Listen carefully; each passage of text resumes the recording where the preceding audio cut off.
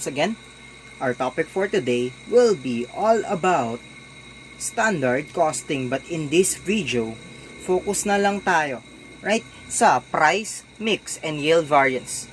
So if you want to study materials, labor, and factory overhead variances, please panoorin mo yung other videos natin. Because in this video, as I said a while ago, ang focus na lang natin is the price, mix, and yield variance. Wanag? So, dun sa first part ng standard costing, sabi natin yung total materials variance, kapag i-analyze natin yan, nahahatiin lang natin yan sa dalawa. Ano nga ulit yung dalawang hatian? Meron tayong tinatawag na price variance, then meron tayong tinatawag na quantity variance. Right? So, dun sa first part ng standard costing videos natin, dalawa lang ang analysis natin because we only have one materials to produce a product. Ibig sabihin noon, isa lang material ang kailangan mo para makapag-produce ng final unit. In real life, hindi lang naman isang material ang ginagamit mo to produce a unit. Tama ba? Ibig sabihin, if we have or if we are actually using more materials to produce a unit of product, see to it now that the quantity variance may be needed to analyze further into the mix variance. And last, meron tayong tinatawag na yield variance.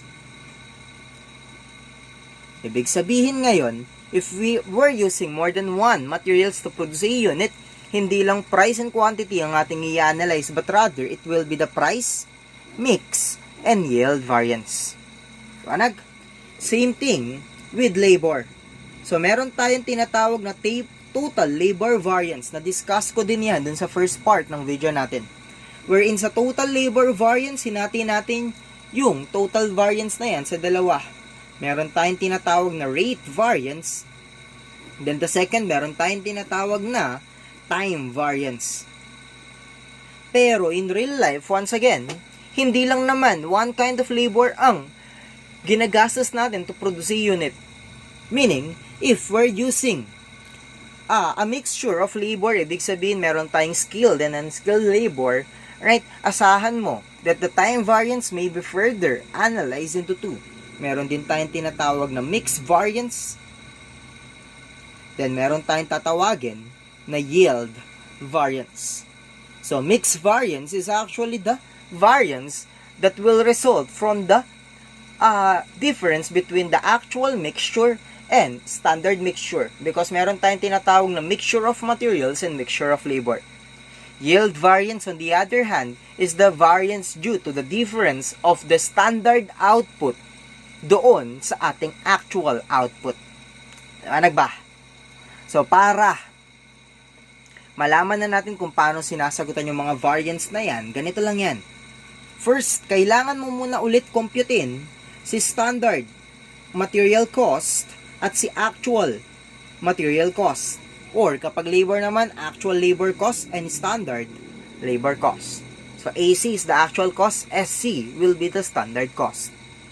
So actual cost, obviously, normally given naman to. Once again, normally given yan sa problem. So hindi natin yan kailangan problemahin.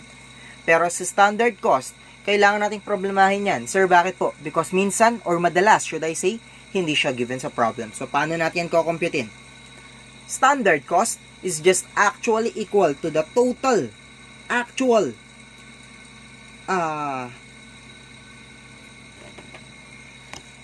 output. Once again, this is equal to the total actual output times the average standard output cost. So, kapag sinabi natin total actual output, yan lang naman yung na-produce natin on a single production run. On the other hand, actual or average standard output cost is actually equal to the total cost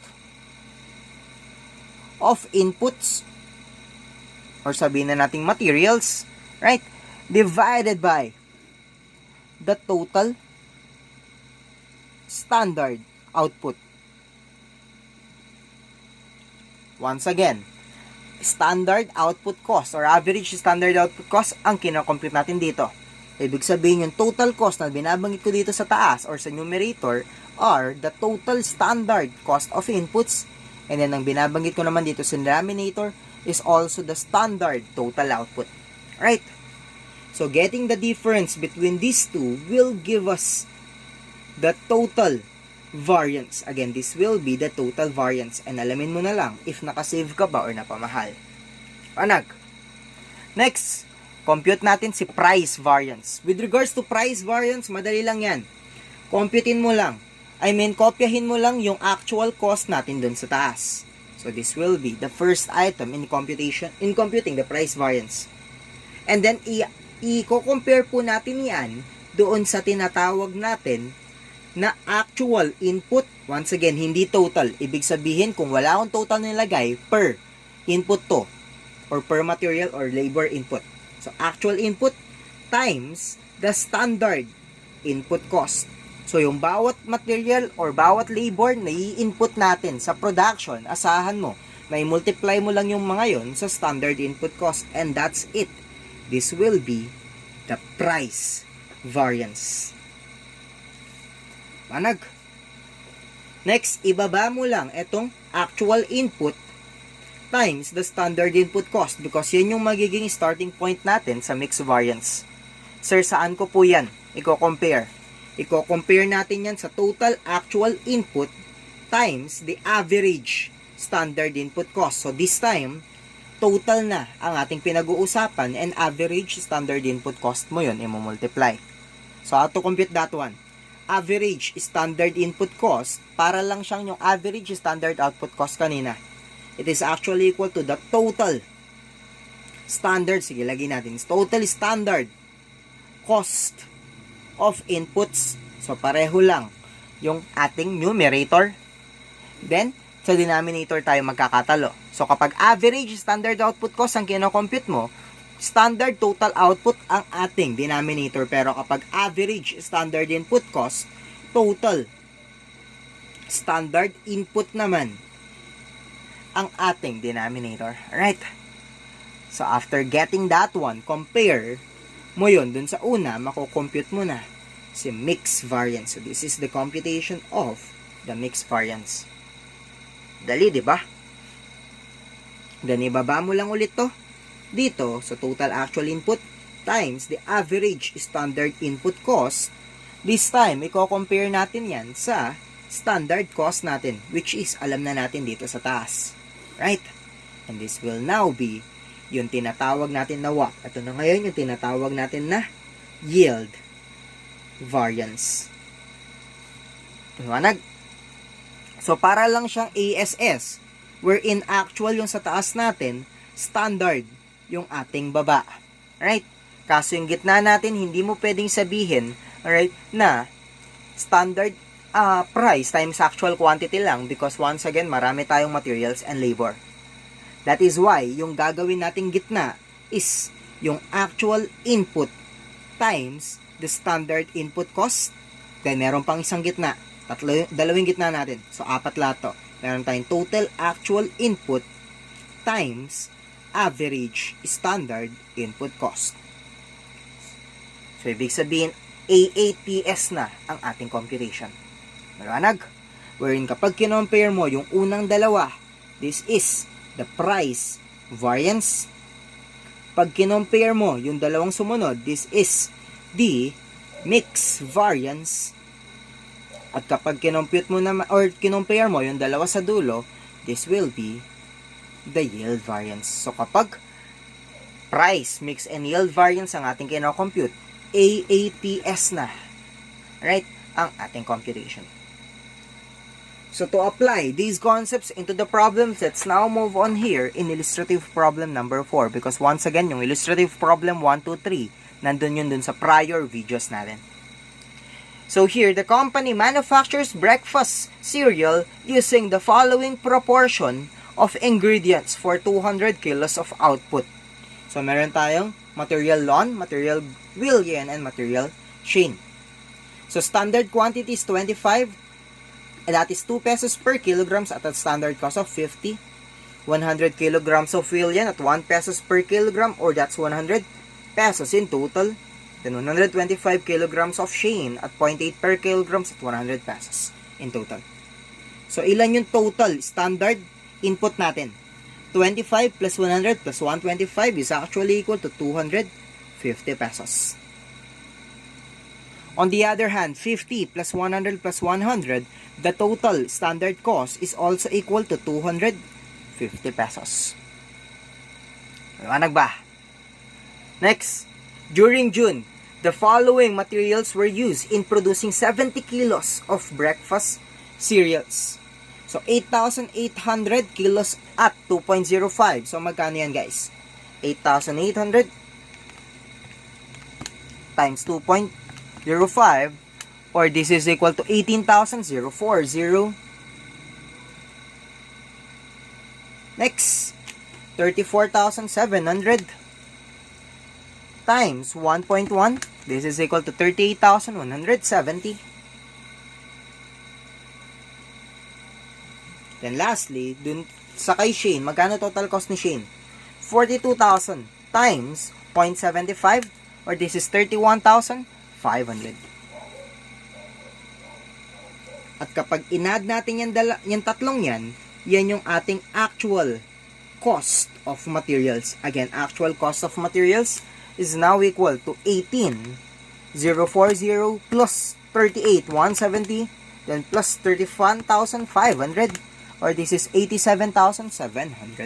Again, this is equal to 87,710.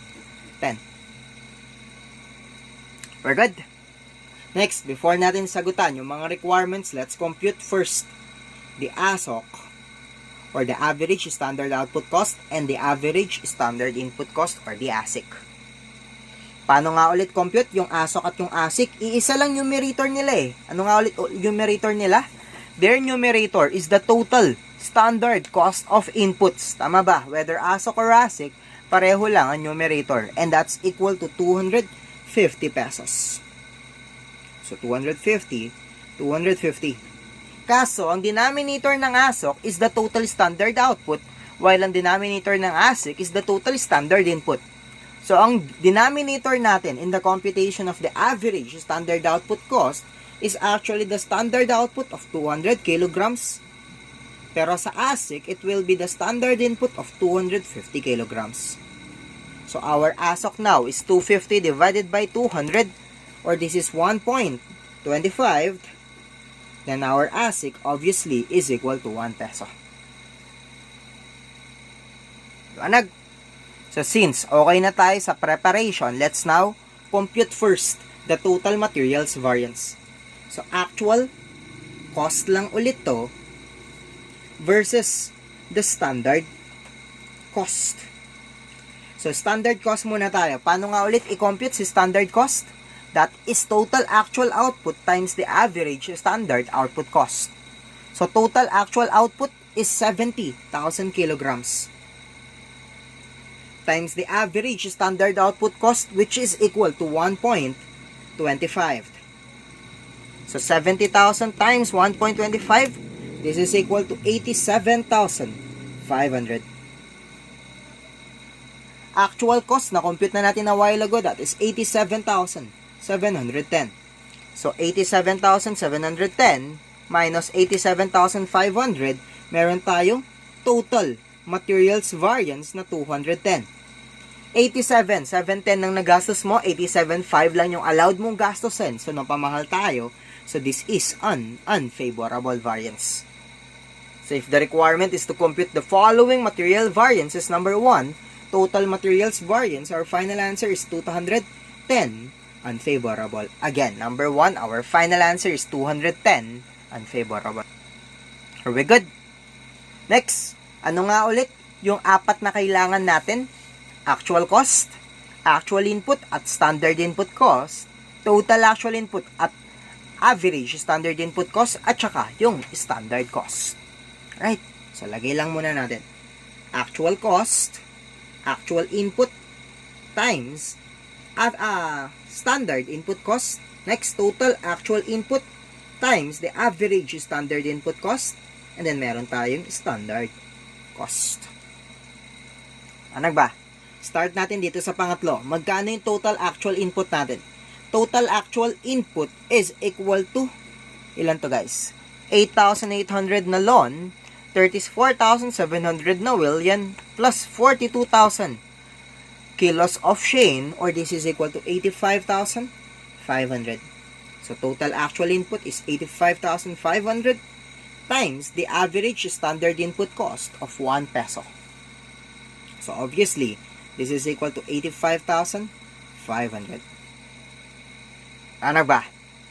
Actual cost na compute na natin kanina, that's 87,710. Then standard cost is equal to 87,500. So yung actual input times standard input cost na lang. So paano yan? Right? MC ka muna, MC, CM or MRC. Clear memory ka muna. Then paano yan? Lagay mo lang 8,800 because meron tayong 8,800 kilos nilon.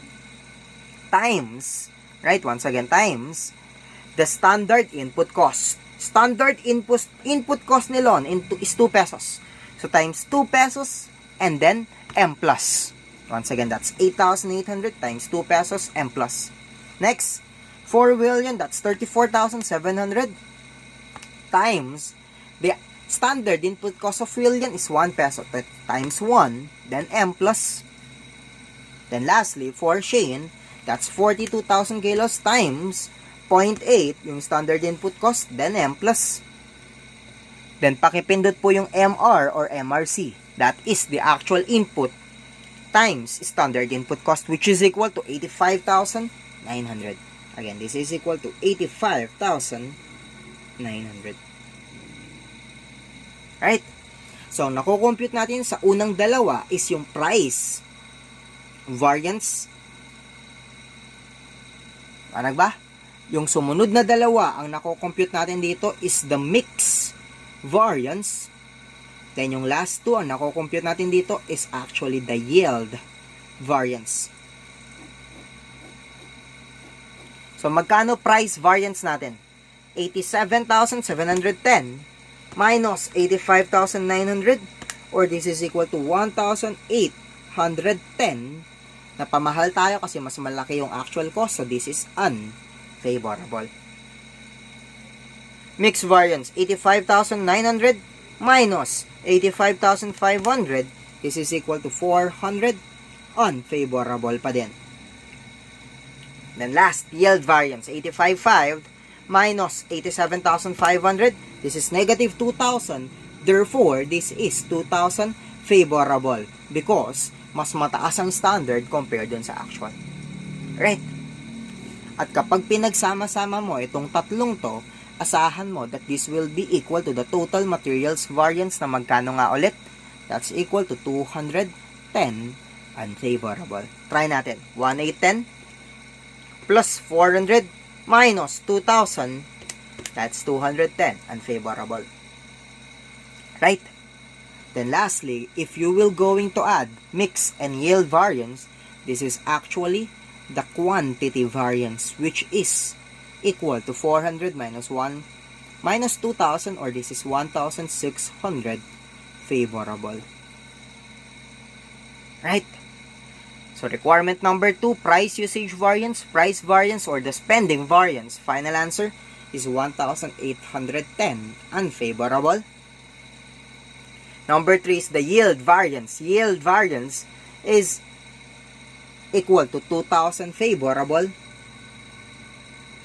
Then lastly, mix variance, that's 400 unfavorable. Right? So those are the concepts and procedures with regards to mix, yield, and mix variance. So hopefully, natuto ka dun sa 3-part video natin about standard costing and variance analysis. See you guys on my next video. Thank you and bye-bye.